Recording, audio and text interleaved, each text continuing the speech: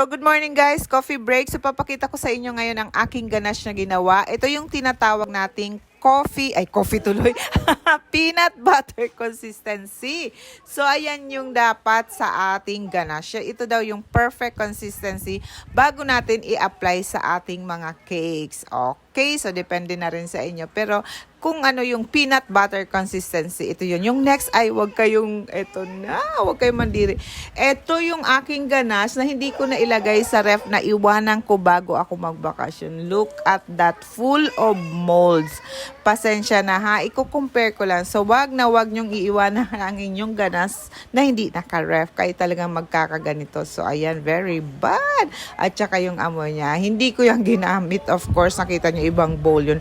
Pinakita ko lang sa inyo para malaman nyo kung ano yung may mold na ganache. Ito yung perfect ganache natin para sa ating cake sa susunod nating mga video.